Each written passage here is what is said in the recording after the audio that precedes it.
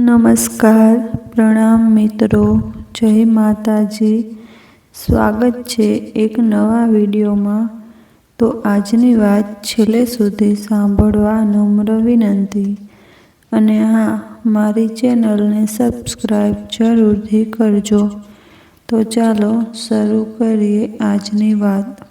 WhatsApp message application પર એક unknown નંબરથી દુનિયાના કોઈ ખૂબસૂરત સ્થળોનો આથમતા સૂર્યના ફોટાવાળો ખૂબ જ ટૂંકો મેસેજ હતો.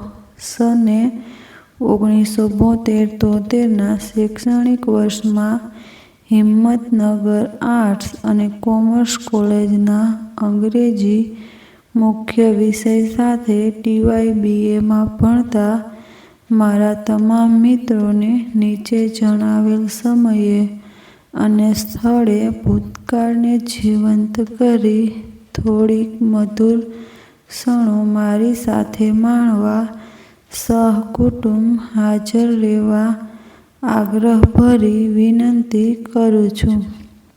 તમારો ગુમનામ મિત્ર. મેસેજના નીચે એક ફાર્મ હાઉસનું સરનામું અને ત્યાં સુધી પહોંચવાના રસ્તાનું દિશાસૂચન કરતો નકશો દોરેલો હતો. અમદાવાદ રાજકોટ માર્ગ પર અમદાવાદથી લગભગ 70 કિમી દૂરનું સ્થળ હતું.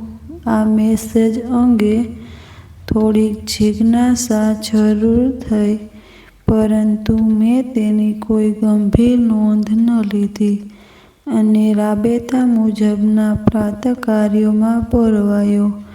લગભગ 15 મિનિટ પછી મારા મિત્ર યશવંતનો ફોન આવ્યો. તેણે સીધો જ સવાલ કર્યો, "યાર, આ આજના સમાચાર પત્રના પહેલા પાના પરની જાહેરાત વાંચી?"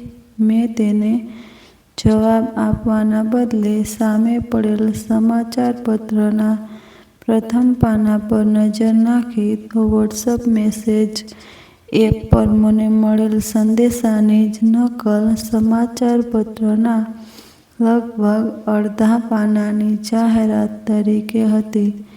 મારા મૌનથી અકળાઈ યશવંત બોલ્યો, "ક્યાં ખોવાઈ ગયો?" મેં સીધો જ જવાબ આપ્યો કે મારા વોટ્સઅપ પર આ મેસેજ મને મળ્યો છે. યશવંતે પણ તેને તેવો મેસેજ મળેલ હોવાની પુષ્ટિ કરી. પછી તો દિવસ દરમિયાન અન્ય 10-12 મિત્રોના પણ મોબાઈલ પર આ સંદર્ભના સંદેશા મળ્યા. દરેકને આમંત્રણના સંદેશા કરતાં સંદેશો કોનો છે તે જાણવામાં વધારે રસ હતો. હિંમતનગરમાં રહેતા અમે 10-12 મિત્રો અવારનવાર લાઇબ્રેરી કે અન્ય અનુકૂળ સ્થળો એકઠા થઈ જૂની યાદો વાગોળતા રહેતા હતા. આજે તે બધા મિત્રો સાંજે મારા ઘરે આવી પહોંચ્યા. અમારી આજની ચર્ચાનું કેન્દ્રબિંદુ દરેકને મળેલ આજના સંદેશા અને સમાચાર પત્રમાં આવેલ જાહેરાત રહ્યું. અમે ઘણી કલ્પનાઓ દોડાવી, પરંતુ એ ગુમનામ મિત્રનું નામ શોધી ન શક્યા. હા, એટલું તારણ કાઢી શક્યા કે તે એકદમ નજીકનો મિત્ર હોવો જોઈએ અને ખૂબ ધનિક હોવો જોઈએ, કેમ કે તેણે લગભગ દરેક લીડિંગ સમાચાર પત્રના પ્રથમ પાના પર આમંત્રણની જાહેરાત આપી હતી, જેનો ખર્ચો કોઈ સામાન્ય આવક ધરાવતો વ્યક્તિ ઉઠાવી શકે નહીં. આજે ગુરુવાર હતો અને આમંત્રણ રવિવારની સાંજનું હતું, એટલે થોડાક દિવસોમાં અમારી જિજ્ઞાસાનો અંત આવવાનો હતો. અમે બધા મિત્રો એ પોતપોતાની રીતે સહકુટુંબ ગુમનામ મિત્રની પાર્ટીમાં હાજર રહેવાનો કાર્યક્રમ ઘડી કાઢ્યો. આખરે રવિવારની એ ખૂબ આકાંક્ષિત સંધ્યા આવી પહોંચી. અંધારું થવા આવ્યું ત્યારે હું અને મારી પત્ની જણાવેલ ફાર્મ હાઉસ પર પહોંચી ગયા.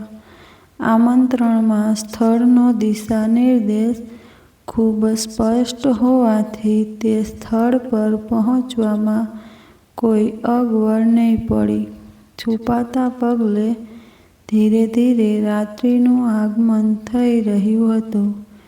ગેટ બહાર ઊભેલા યુનિફોર્મધારી સેવકો પૈકી એક સેવકે મારી ગાડીની ચાવી લઈ ગાડી પાર્કિંગ તરફ હંકારી ગયો. બીજો સેવક મને ગંતવ્ય સ્થાન સુધી દોરી ગયો. હું પહોંચ્યો ત્યારે 4-5 મિત્રો મારાથી પહેલાં ત્યાં પહોંચી ગયા હતા. ફાર્મ હાઉસની મધ્યમાં એક હવેલીનુમા મકાન હતું જે વિવિધ રંગબેરંગી ઝબૂકતી લાઇટોથી ઝળહળી રહ્યું હતું. ફાર્મ હાઉસના એકદમ લીલાછમ ઘાસથી આચ્છાદિત વિશાળ બગીચામાં સૌ મિત્રોને બેસવાની સુંદર અને અદ્યતન વ્યવસ્થા કરવામાં આવી હતી.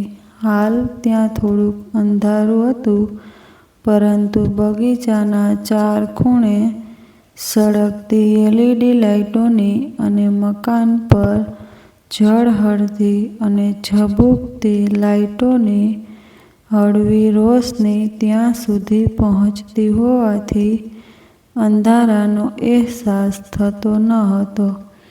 મ્યુઝિક સિસ્ટમ પરથી સને 1970 અને 1980ના દાયકાની હિન્દી ફિલ્મોના જૂના મધુર ગીતો ખૂબ ધીમા અવાજથી વાતાવરણમાં સંગીતના સૂરો રેલાવી રહ્યા હતા.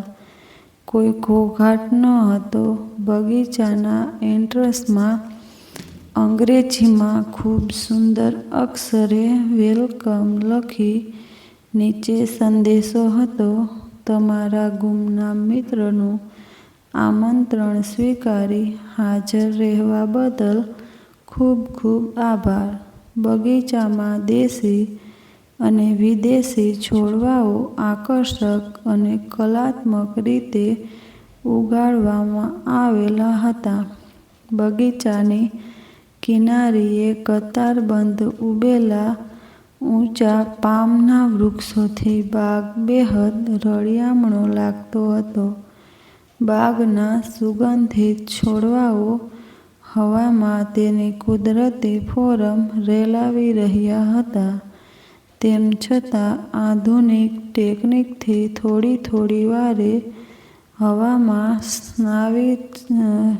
સ્વિટ્ઝરલેન્ડના માદક પરંતુ મનમોહક અત્તરની ખુશ્બુના છંટકાવ વડે વાતાવરણને ઓર માદકતા અને સુગંધિતતા બક્ષવામાં આવી રહી હતી. આવનાર મહેમાનોનું સ્વાગત સુગંધિત શરબતથી કરવામાં આવતું હતું. નાની નાની કિશોરીઓ પતંગિયાની જેમ આમથી તેમ દોડીને મહેમાનોને શરબત પીરસી રહી હતી. બાગથી થોડે દૂર મહેમાનોને પીરસવા માટે વાનગીઓ રાંધવામાં આવી રહી હતી, જેની સોળમે પણ વાતાવરણને ખૂબ મોહક બનાવી દીધું હતું. મિત્રોનું આગમન શરૂ થઈ ગયું હતું અને 15-20 મિનિટના સમયગાળામાં બાગમાં રાખવામાં આવેલ ખુરશીઓ પૈકીની મોટા ભાગની ખુરશીઓ ભરાઈ ગઈ હતી.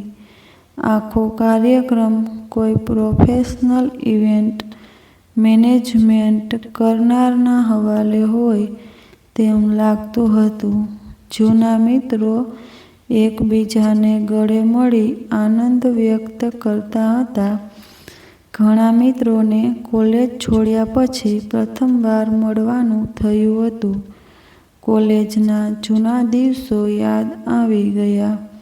અમારી સાથે 3-4 છોકરીઓ પણ ભણતી હતી, પરંતુ તે પૈકી કોઈનું હજુ સુધી આગમન થયું ન હતું. અમે બધા ભૂતકાળની યાદોની ચર્ચામાં સાથે સાથે આજનો આ ગુમનામ યજમાન કોણ છે તેની પણ ચર્ચા કરી રહ્યા હતા. એક બાગ રોશનીથી ઝળહળી ઉઠ્યો. બાગમાં બનાવેલ નાનકડા સ્ટેજના ખૂણામાં ગોઠવાયેલ માઇકની પાછળ એક ખૂબસૂરત યુવતી ગોઠવાઈ અને તેની મદહોશ આંખોમાં કૃત્રિમ કૃતજ્ઞતાનો ભાવ લાવી સસ્મિત ઉર્દુ લહેજાથી ભરપૂર એક મશહૂર હિન્દી શાયરી, આજ કી શામ में अजीब कशिश है यारो, तुम मानो या ना मानो, चुरा लूं चंद लम्हे तुमसे गर बुरा ना मानो, ઉચ્ચારી તેના પ્રોફેશનલ અવાજમાં સુંદર ડાયલોગ ડિલિવરી સાથે અમારા સૌનું સ્વાગત કર્યું. પછી તેણે અમારા યજમાનના આમંત્રણને માન આપી હાજર રહેવા બદલ સૌનો આભાર માની જણાવ્યું કે આપના યજમાન થોડી ક્ષણોમાં પધારી રહ્યા છે, તેથી આપને થોડોક વધુ સમય ધીરજ રાખવા વિનંતી છે. આપને આજના આ યજમાન વિશે જાણવાની ખૂબ ઇંતેજારી હશે અને આટલી બધી ગુપ્તતા શા માટે રાખવામાં આવી રહી છે તે અંગે પણ આશ્ચર્ય થતું હશે. તે ઉપરાંત હજુ સુધી આપના યજમાન આપને આવકારવા રૂબરૂ હાજર થયા ન હોય. કદાચ આપને થોડુંક માઠું પણ લાગ્યું હશે, પરંતુ મને વિશ્વાસ છે કે જ્યારે આપ આપના યજમાનના સ્વમુખે વિગતો સાંભળશો તો આપને આપના બધા સવાલોના ઉત્તરો મળી જશે. આપ સૌ જે ધીરજ દર્શાવી રહ્યા છો તે બદલ આપનો ખૂબ ખૂબ આભાર. યુવતીના વક્તવ્ય બાદ ફક્ત 2 જ ક્ષણમાં અંદાજે 60 વર્ષની આધેડ પરંતુ ખૂબ ઝાઝલ્ય વયમાન એક સ્ત્રી ખુશીમાં પોતાનો હાથ હલાવતી અને પોતાના મુખારવિંદ પર સૌજન્યભર્યું સ્મિત રેલાવતી સ્ટેજ પર હાજર થઈ. તેના કપડાં અને આભૂષણોમાં તેની શ્રીમંતાઈ ટપકતી હતી, પરંતુ તેમાં ક્યાંય ઘમંડ કે આછકલાઈ જણાતી ન હતી. તે એકદમ સુંદર, શરીર સૌષ્ઠવ, મજબૂત બાંધો અને સ્ફૂર્તિલું બદન ધરાવતી ખૂબસૂરત માનુની હતી. તેને જોતાની સાથે જ મને તેણીને આ અગાઉ ક્યાંક જોઈ હોવાનો આભાસ થયો. હું તેની મુખાકૃતિ પર નજર રાખી કંઈક યાદ કરવાનો પ્રયત્ન કરતો હતો. ત્યાં જ રૂપાની ઘંટડીના રણકારનો અનુભવ કરાવતો તેનો મૃદુ અવાજ માઇક્રોફોન પર ગુંજી ઉઠ્યો. હાય, વેલકમ એવરીબડી. હું આપના ગુમનામ મિત્ર તરફથી આપ સૌનું હાર્દિક સ્વાગત કરું છું અને આપના એ ગુમનામ મિત્રના આમંત્રણને માન આપી અત્રે હાજર રહેવા બદલ આપ સૌનો આભાર પણ માનું છું. તેણીએ કહ્યું, કદાચ આપનામાંથી મને કોઈ ઓળખતું નહીં હોય, પરંતુ હું આપ સૌને એકદમ નજીકથી ઓળખું છું. આપના ગુમનામ મિત્રએ આપના કોલેજના વિદાય સમારંભના ગ્રુપ ફોટામાંથી આપ સૌની મને ઓળખ કરાવી ખૂબ ઝીણવટથી માહિતગાર કરી છે. અમો છેલ્લા 2 વર્ષોથી આપ સૌને મળી ભૂતકાળના દિવસોની યાદ તાજી કરવાનો પ્રોગ્રામ ગોઠવવાનું નક્કી કરેલ હતું. તે માટે આપ સૌની વિગતો મેળવવા માટે અમોએ સોશિયલ મીડિયાનો સહારો લીધો તેમજ પ્રોફેશનલ માણસો રોકી આપની માહિતી એકત્ર કરવાનો પ્રયત્ન કર્યો છે. આમ છતાં બધા મિત્રોની માહિતી ન મળી શકી એટલે સમાચાર પત્રોમાં જાહેરાત આપી આપને આમંત્રણ પાઠવ્યું છે. હું સીસીટીવી કેમેરા મારફતે મારા લેપટોપ પર આપના આગમનની નોંધ લઈ રહી હતી અને આપને ઓળખવાનો પ્રયત્ન કરી રહી હતી.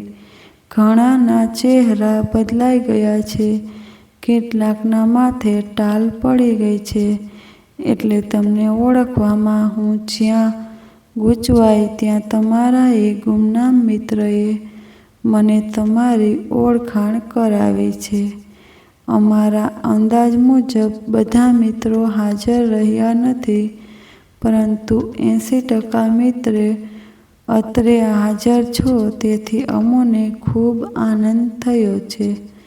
તે એકદમ ઇન્ફોર્મલ બનીને અમને આપ બદલે તમેથી સંબોધવા લાગી.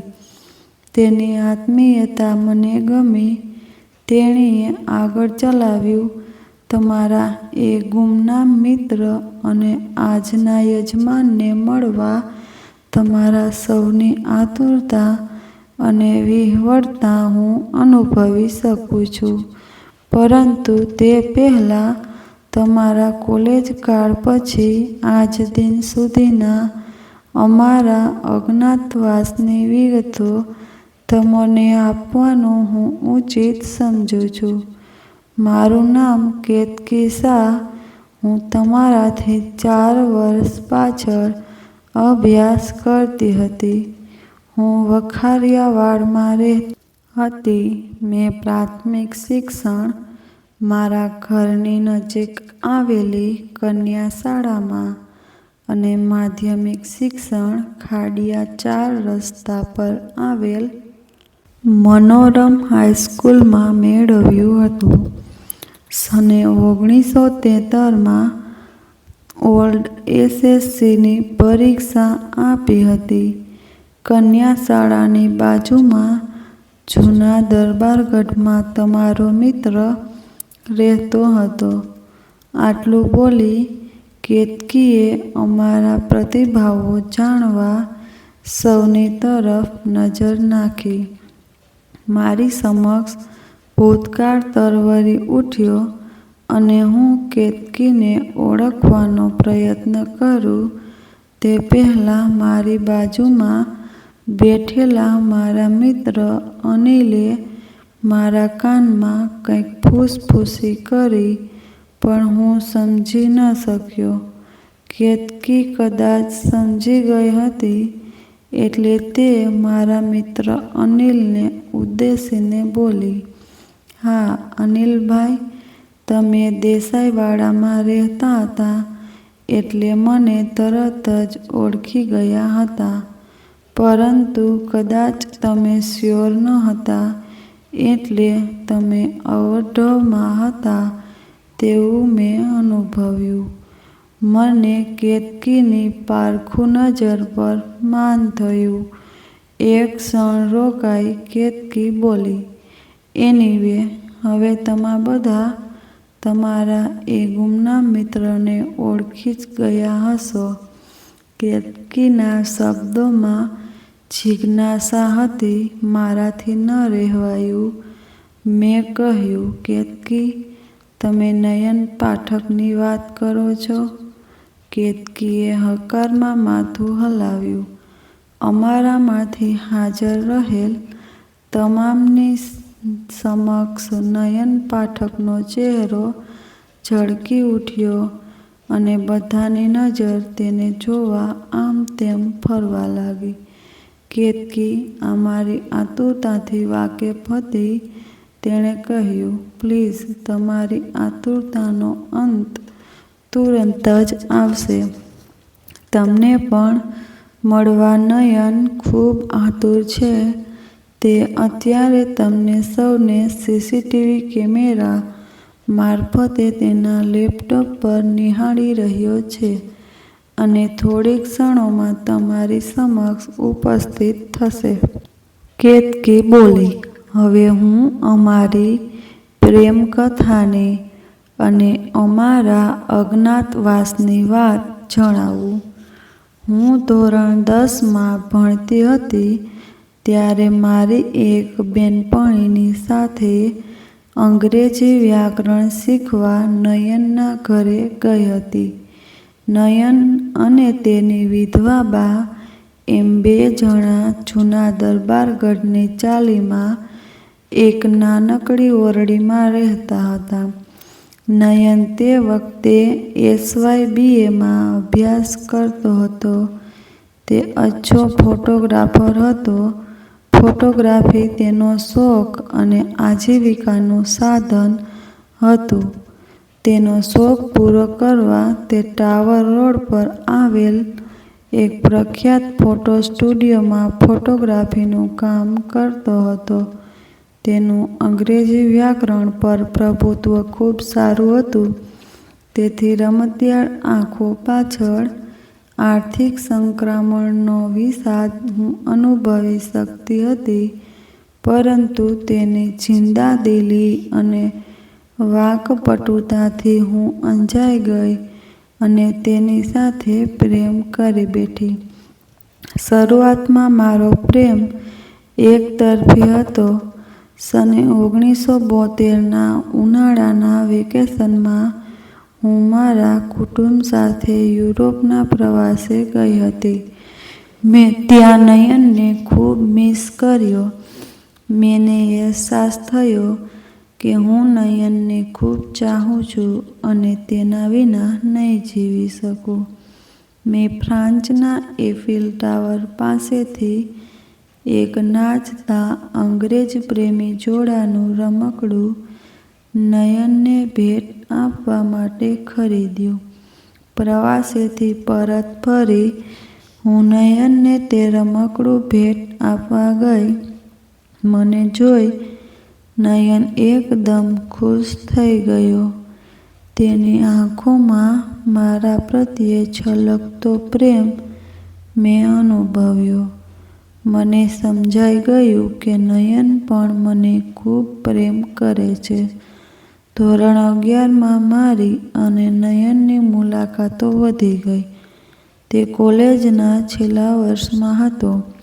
સમાજ અને અમારું કુટુંબ અમોને લગ્ન કરવાની પરવાનગી નહીં આપે તે અમે જાણતા હતા. તેથી અમોએ પરીક્ષા પછી ભાગેડુ લગ્ન કરી લેવાનું નક્કી કરી લીધું. મારી SSCની પરીક્ષા માર્ચ મહિનામાં પૂરી થઈ ગઈ. નયનની પરીક્ષા એપ્રિલ મહિનાના અંતમાં હતી. આ સમય દરમિયાન મારે ઘણું કામ કરવાનું હતું. મેં ઘણું બધું વિચારી રાખ્યું હતું. નયન સાથે હું તે અંગે ચર્ચા વિચારણા પણ કરતી. મારી પાસે પાસપોર્ટ હતો. મેં નયનને પાસપોર્ટ બનાવડાવી લેવા સમજાવ્યું. તે સંમત થયો. પાસપોર્ટ બનીને મળી ગયો. નયનનું મૂળ વતન ધોળકા હતું. વતનમાં તેના મોટા ભાઈ રહેતા હતા. પરીક્ષા પછી નયન તેની માતાને મોટા ભાઈના ઘરે ધોળકા મૂકી પરત આવ્યો. તેની માતા અમારા પ્રેમથી વાકેફ હતા અને અમારા ભાગેડુ લગ્નમાં તેમની મૂક સંમતિ પણ હતી. નયને અમદાવાદના એક વકીલને અમારા કોર્ટ મેરેજ કરી આપવા હાયર કર્યો, પરંતુ ત્યારે મારી ઉંમર 18 વર્ષથી ઓછી હોય તે શક્ય ન બન્યું. આમ છતાં અમોએ ભાગી જવાનું નક્કી કર્યું. મેં નક્કી થયેલા દિવસે મારા બાપુજીના ઘરમાંથી મારી માતાના 25 તોલાના સોનાના દાગીના અને 3 લાખ રૂપિયા રોકડા તડફાવી લીધા અને તે રાત્રે અમે મુંબઈ ભાગી ગયા. મુંબઈ જઈ મેં એક ટ્રાવેલ એજન્ટનો સંપર્ક કરી અમને અમેરિકા પહોંચાડવાની વ્યવસ્થા કરવા જણાવ્યું. તેણે જણાવ્યું કે અમેરિકાના વિઝા મેળવવામાં ઘણો સમય લાગશે, પરંતુ જર્મની સરકાર સાથે થયેલ સંધિ મુજબ ભારતીયોને જર્મની સરકાર ઓન એરાઇવલ વિઝા આપે છે, માટે તમે જર્મની ચાલ્યા જાઓ. તેણે પોતાની ફી લઈ અમોને જર્મની જવાની વ્યવસ્થા કરી આપી. ટ્રાવેલ એજન્સીએ પરત થતા હતા ત્યારે રસ્તામાં મારી નજર એક નાનકડા શિવ મંદિર પર પડી. ટેક્સી થોભરાવરાવી મંદિરની બાજુમાંની ફૂલોની દુકાનમાંથી 2 ફૂલહાર અને મીઠાઈની દુકાનમાંથી મીઠાઈ લઈ અમે મંદિરમાં દાખલ થયા અને મંદિરના ગર્ભગૃહ સુધી પહોંચી ગયા. સાંધ્યા આરતીની તૈયારી કરતા વૃદ્ધ પૂજારીને અમારા હાથમાં રહેલા ફૂલહાર જોયા. તેની પારખું નજર પરિસ્થિતિ સમજીને અમારી સાથે પ્રશ્નાર્થ દ્રષ્ટિ ફેંકી. અમે તેને અમારા લગ્ન કરાવી દેવા વિનંતી કરી. તેણે અમારી સામે થોડીક ક્ષણો તાકી મનમાં કંઈક નિર્ણય લઈ થોડાક શ્લોકોનું ઉચ્ચારણ કર્યું અને અમને એકબીજાને ફૂલહાર પહેરાવી દેવા ઈશારો કર્યો. અમે એકબીજાને ફૂલહાર પહેરાવી પ્રભુતામાં પગલાં માંડ્યા. પૂજારીએ અમારા માથે હાથ મૂકી અમને આશીર્વાદ આપ્યા અને મંદિરમાંથી સિંદૂર લાવી નયન સામે ધર્યું. નયને મારી માંગમાં તેના નામનું સિંદૂર ભરી મને પત્ની તરીકે સ્વીકારી.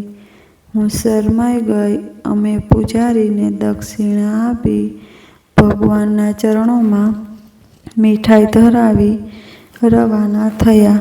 ટેક્સી ડ્રાઈવર અધીરાઈથી અમારી રાહ જોઈ રહ્યો હતો. અમે મીઠાઈથી તેનું પણ મોઢું મીઠું કરાવ્યું અને અમારી હોટલ તરફ રવાના થયા. ઘરેથી ભાગવાના ચોથા દિવસે અમે જર્મનીની રાજધાની બર્લિન પહોંચી ગયા. પાસે પડેલી મિનરલ વોટરની બોટલમાંથી કેતકીએ પાણી પીવા વિરામ લીધો. અમે બધા કોઈ ફિલ્મ જોઈ રહ્યા હોય તે રીતે એકચિત્તે કેતકીની કહાની સાંભળી રહ્યા હતા. પળ એકના વિરામ બાદ કેતકીએ આગળ ચલાવ્યું. કેતકી બોલી, જર્મની પહોંચી ગયા ત્યાં સુધી અમને કોઈ તકલીફ પડી ન હતી, તેથી અમે ખૂબ ખુશ હતા. પરંતુ આ ખુશી લાંબી ટકી નહીં. જર્મનીમાં તકલીફો અમારી વાટ જોઈ રહી હતી. મારી પાસેના પૈસા પૂરા થવા આવ્યા હતા. હવે દાગીના વેચીને આગળનો ખર્ચ કરવાનો હતો. જર્મની અમારી માટે નવું હતું. દાગીના કેવી રીતે વેચવા અને ક્યાં વેચવા તેની કોઈ માહિતી પણ ન હતી. અમે જે હોટલમાં રોકાયા હતા તેના રિસેપ્શનિસ્ટને અમારી મૂંઝવણ જણાવી.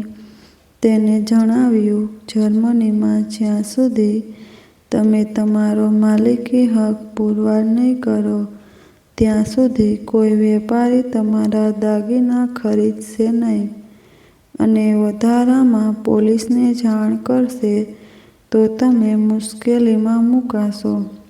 અમે પોલીસના નામથી ગભરાયા. અમે તેને અમારા માટે કોઈ નોકરીનો બંદોબસ્ત કરવા વિનંતી કરી. તેણે જણાવ્યું કે ટુરિસ્ટ વિઝા પર દાખલ થયેલ કોઈ વ્યક્તિ સરકારની મંજૂરી વિના જર્મનીમાં નોકરી કરી શકશે નહીં અને કોઈ નોકરી પર રાખશે પણ નહીં.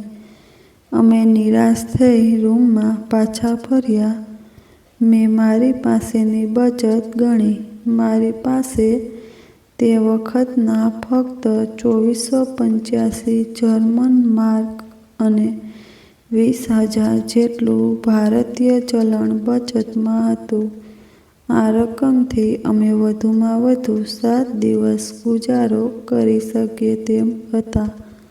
દોડધામ અને ચિંતાથી અમે થાકી ગયા હતા. તેથી અમે રૂમમાં આવી સૂઈ જવાનો પ્રયત્ન કરવા લાગ્યા. પરંતુ ભવિષ્યની ફિકરમાં અમને બંનેને ઊંઘ આવી નહીં. કેતકીએ આગળ ધપાવ્યું. નયન સવારે વહેલો ઉઠી ગયો અને નીચે રેસ્ટોરન્ટમાં ગયો. તેણે વેઇટરને મની એક્સચેન્જ વિશે પૂછ્યું.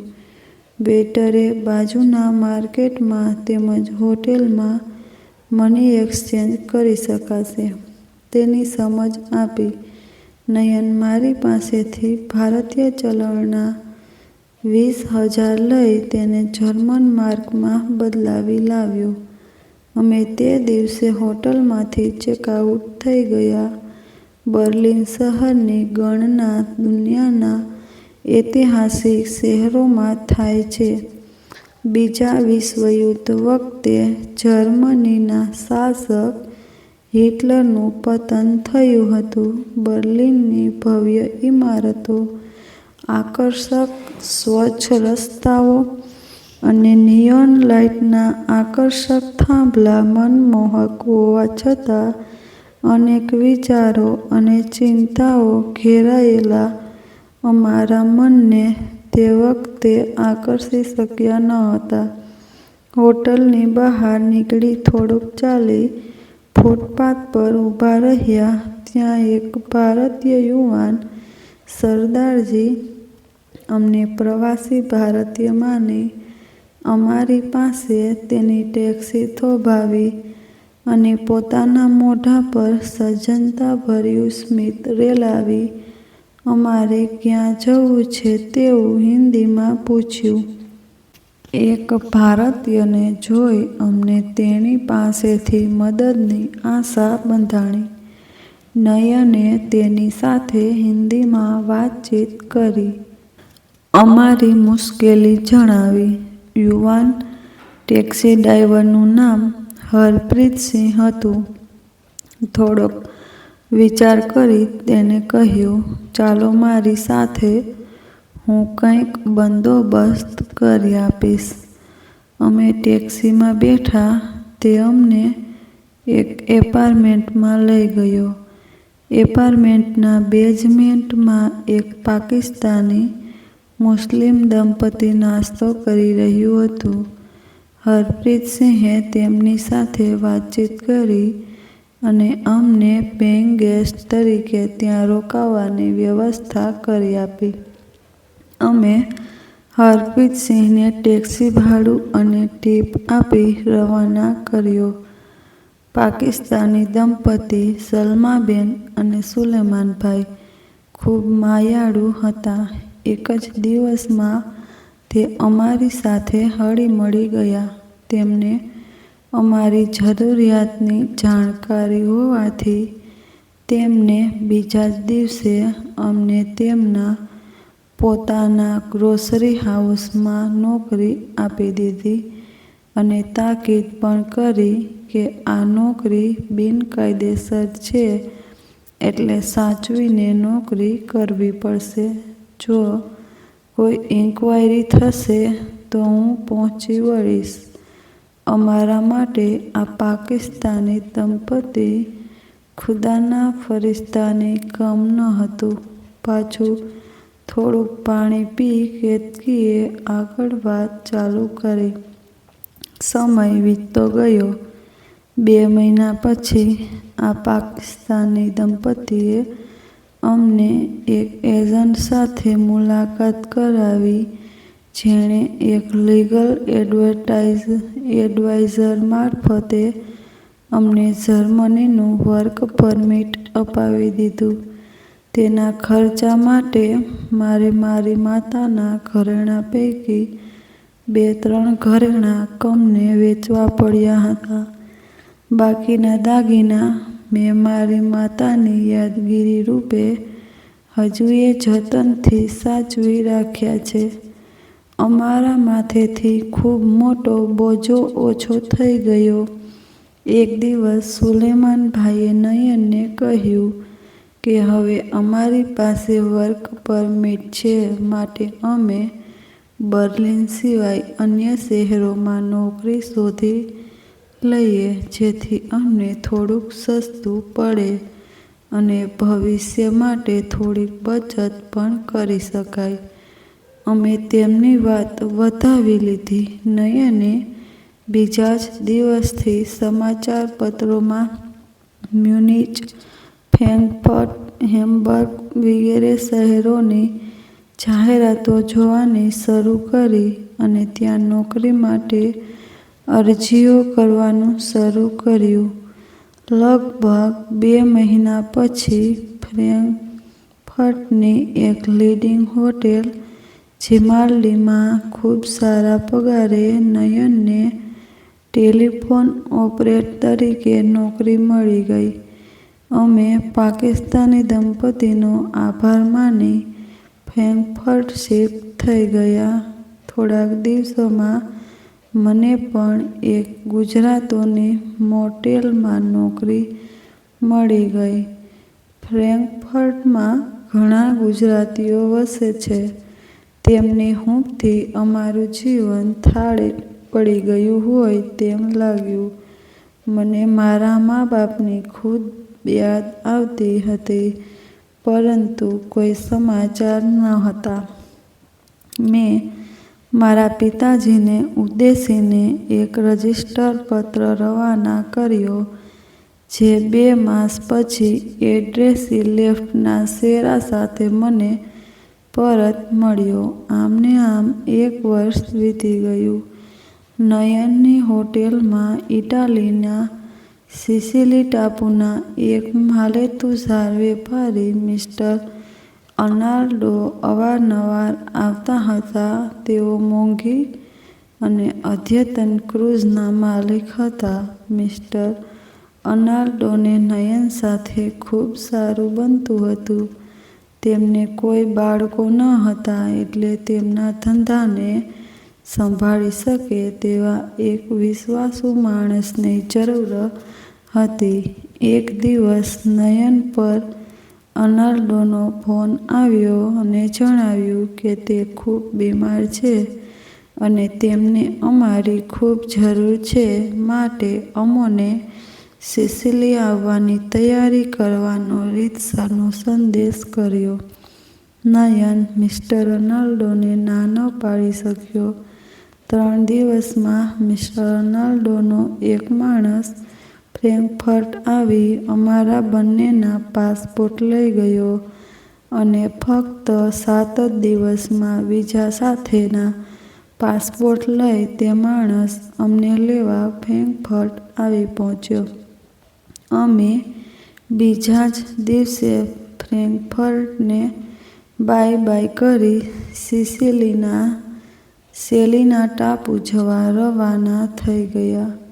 કેતકી થોડાક શ્વાસ લેવા ફરી થોભી અને બોલી, કદાચ તમને આ બધું બોરિંગ લાગતું હશે, પરંતુ નયનની ઈચ્છા છે કે હું તમને આ બધું જ જણાવું, તેથી થોડુંક બોરિંગ ભાષણ પણ ચલાવી લેજો. કેતકીએ અમારા સૌ પર અછળતો દૃષ્ટિપાત કરી આગળ ચલાવ્યું. જ્યારે અમે સિસિલીના સેલિના ટાપુ પર પહોંચ્યા, ત્યારે મિસ્ટર અર્નાલ્ડો અમને આવકારવા હસતા મોઢે એરપોર્ટ પર હતા. અમને તે બીમાર જણાય નહીં, પરંતુ અમે તે બાબતે કોઈ પ્રશ્ન ન કર્યો. બીજે દિવસે સવારે નાસ્તાના ટેબલ પર મિસ્ટર અર્નાલ્ડોએ સામેથી જણાવ્યું કે તે બીમાર નથી, પરંતુ અમને અહીં બોલાવવા માટે તે જૂઠું બોલ્યા હતા અને તે માટે તેમણે અમારી માફી માગી લીધી. નયનને મિસ્ટર અર્નાલ્ડો સાથે આત્મીયતા થઈ ગઈ હતી. તેમની પત્ની એલિના સાથે મારે 2 પણ 3 દિવસમાં ગોઠવાઈ ગયું. તેઓ અમને પોતાના બાળકોની જેમ રાખતા અને સાચવતા હતા. અમને જાણે પોતાના મા-બાપ મળી ગયા હોય તેવો અહેસાસ થવા લાગ્યો. થોડાક દિવસોમાં નયને તેમના કારોબાર વિશે બધી માહિતી મેળવી લીધી અને મિસ્ટર અર્નાલ્ડોને કારોબારમાં મદદ કરવા લાગ્યો. એલિના મેડમ અને પોતાની દીકરીની જેમ સાચવતા હતા. તેમની હૂંફ અને આર્થિક ચિંતા દૂર થવાના કારણે હું હળવાશ અનુભવવા લાગી. પરિણામે સિસિલી આવ્યાના 1 વર્ષ પછી મારી કુખે દીકરી અવતરી. મિસ્ટર અર્નાલ્ડો અને એલિના મારી દીકરીના જન્મથી ખુશ થઈ ગયા. તેમણે મારી દીકરીના આગમનને ઉજવવા પોતાની મોંઘી ક્રૂઝમાં એક ભવ્ય પાર્ટીનું આયોજન કર્યું અને તે પાર્ટીમાં જ તેમણે મારી દીકરીનું નામ એરિયાના રાખ્યું. મારી દીકરી તેમના સહવાસમાં મોટી થવા લાગી. 5 વર્ષ પછી મારી કુખે મારા દીકરાનો જન્મ થયો, પરંતુ આ વખતે તેને રમાડવા એલિના મેડમ જીવતા ન હતા. ખૂબ ટૂંકી માંદગીમાં 1 વર્ષ પહેલાં તેમનો જીવનદીપ બુઝાઈ ગયો હતો. એલિનાના મૃત્યુ પછી મિસ્ટર અર્નાલ્ડો એકલવાયુ જીવન જીવવા લાગ્યા. તેમને જીવવામાંથી રસ ઉઠી ગયો હતો. બધો કારોબાર નયન એકલો સંભાળતો હતો. અમે મિસ્ટર અર્નાલ્ડોને અમારા દીકરાનું નામ સૂચવવા જણાવ્યું તો તેમણે કહ્યું, તમે જ કોઈ ઇન્ડિયન નામ રાખી લો. નયને અમારા બંનેના નામનો સમન્વય કરી અમારા દીકરાનું નામ કેતન રાખ્યું છે. કેતનના જન્મ પછી 3 જ માસમાં આખો કારોબાર નયનના નામે કરી મિસ્ટર અર્નાલ્ડો અમને નિરાધાર મૂકી આ ફાની દુનિયાથી પરલોક સિધાઈ ગયા. સેલીના સ્થિત કેથોલિક ચર્ચના પાદરીની દોરવણી મુજબ અમે ઈસાઈ ધર્મની પરંપરા અનુસાર તેમની અંતિમ ક્રિયા અને તર્પણ કરી તેમનો ઋણભાર અદા કરી ફરજ મુક્ત બન્યા. મારી દીકરી એરિયાના એક ઇટાલિયન ફાફડા યુવાનને પરણી છે અને ખૂબ સુખી છે. કેતન સોફ્ટવેર એન્જિનિયર થયો છે અને ન્યૂયોર્કમાં એક વિશ્વવિખ્યાત કંપનીમાં ટીમ લીડર તરીકે જોબ કરે છે. ખૂબ સારું કમાય છે, પરંતુ હજુ કુંવારો છે. મારી દીકરી, જમાઈ અને કેતન અમદાવાદ એરપોર્ટથી તમને સૌને મળવા અહીં રવાના થઈ ગયા છે અને ગમે તે ક્ષણે અહીં આવી પહોંચશે. વાતાવરણમાં ઠંડક પ્રસરતી જતી હતી. અમે સૌ નયનને જોવા ખૂબ આતુર હતા. કેતકી અમારી વિહવળતા સમજતી હતી. એક આછો નિશ્વાસ નાખી તે બોલી, મિસ્ટર અર્નાલ્ડોના નિધન બાદ અમે વતનની મા-બાપ, કુટુંબ, કબીલા, યાર દોસ્તોની ખૂબ યાદ આવવા લાગી. તેથી નયને ઇન્ડિયા આવવાનું નક્કી કર્યું અને અમોએ તમને મળવાનો પ્લાન બનાવ્યો. પરંતુ કામના બોજ તળે ભારત આવવામાં 20 વર્ષ જેટલો સમય નીકળી ગયો. એ દરમિયાન અને નયને સોશિયલ મીડિયા પરથી તમારા સૌની વિગતો એકઠી કરવા માંડી. તેણે તમારી સૌની રજેરજ માહિતી મને આપી હતી. તેથી હું તમને સૌને મળ્યા વિના પણ ખૂબ નજીકથી ઓળખું છું. તે કહેતો કે જ્યારે તમે કોલેજમાં ભણતા હતા ત્યારે પૈસાના અભાવે તે હંમેશા તમારા પૈસે જ નાસ્તા કર્યા કરતો હતો, જેથી કેટલાક મિત્રો તેનાથી કતરાતા પણ હતા.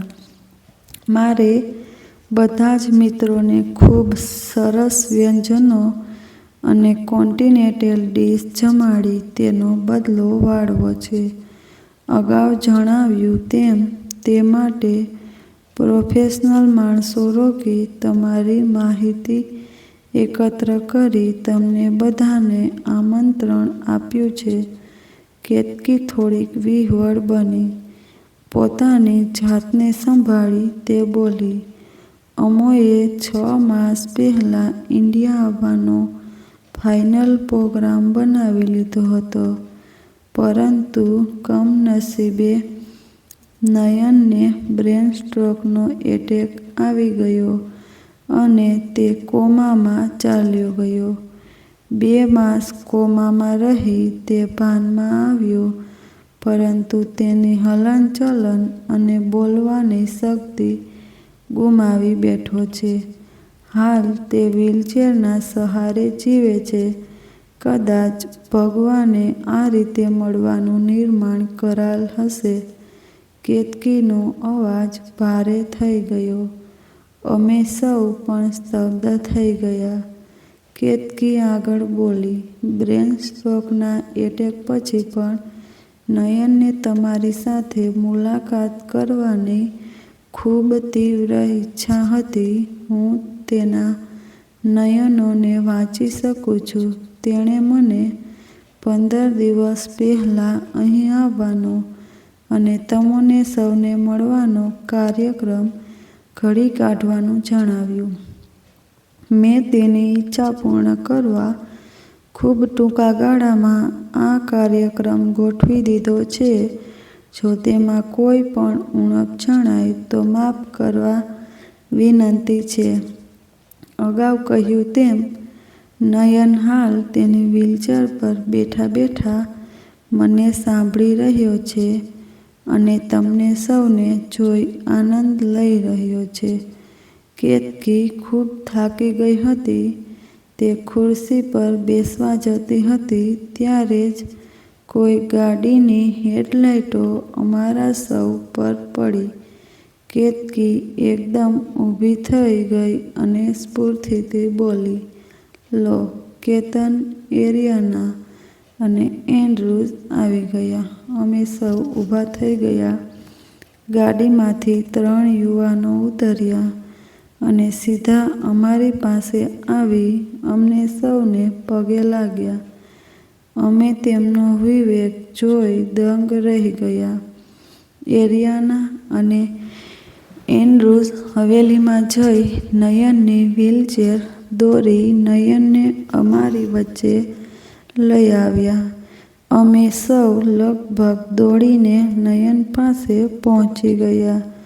અમને સૌને જોઈ નયનની આંખોમાં એક ચમક સાથે તેના શુષ્ક ચહેરા પર એ જ વર્ષો પહેલાંનું પરિચિત સ્મિત ફરી વળ્યું. અમારા બધાની સાથે નયનની મુલાકાત પૂરી થઈ એટલે કેતન બોલ્યો, વડીલો, ઇન્સિડેન્ટલી આજે મારા મોમ અને ડેડનું 45th મેરેજ એનિવર્સરી છે. આપ સૌ અહીંયા પ્રેઝન્ટ રહી મારા પેરેન્ટ્સને જે ખુશી આપ્યું છે તે બદલ હું આપને થેન્ક્સ કરું છું. તેના અંગ્રેજી મિશ્રિત ગુજરાતી ઉચ્ચારણથી થોડીક રમૂજ ફેલાઈ. તે અમને સૌને ફાર્મ હાઉસના બેઝમેન્ટમાં આવેલ બેન્ક્વેટ હોલ તરફ દોડી ગયો. નયન પણ પોતાની દીકરીના સહારે વ્હીલચેરમાં બેન્ક્વેટ હોલમાં અમારી વચ્ચે આવી પહોંચ્યો. તે કેતકીને કંઈક ઈશારો કર્યો. કેતકી નયનની આંખોમાં જોઈ તેના ભાવ વાંચી બોલી, નયન કહે છે કે તે તમને ખાવામાં સાથ નથી આપી શકતો, તે બદલ માફ કરજો. નયનના નજરના ઈશારાથી ભાષા વાંચવાની કેતકીની સમજણથી મને તેના તરફ ખૂબ માન ઉપજ્યું.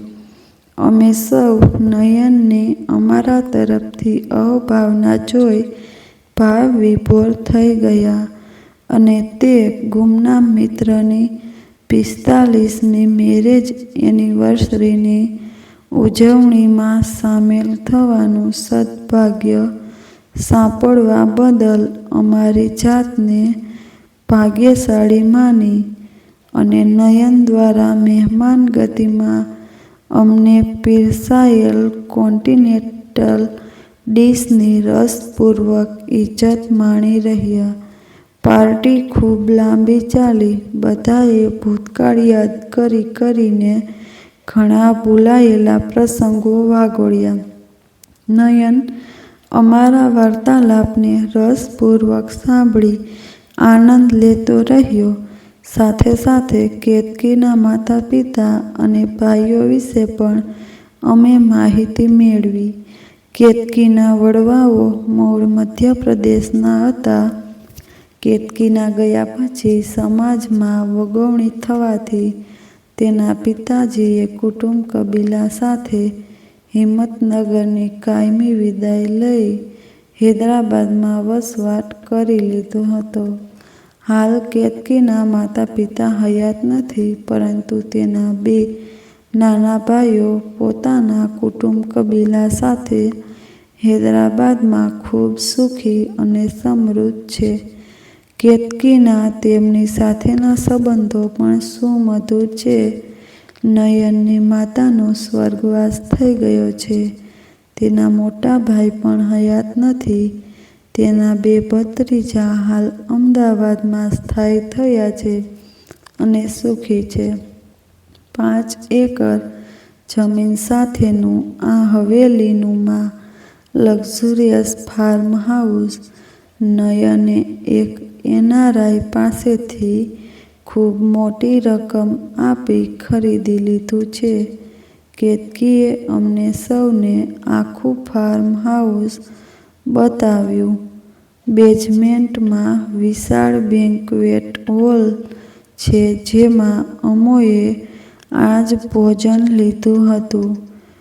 ગ્રાઉન્ડ ફ્લોરમાં એક વિશાળ અને ભવ્ય સિટિંગ રૂમ, એક માસ્ટર બેડરૂમ, એક ગેસ્ટ રૂમ, કિચન અને પેટ્રી છે.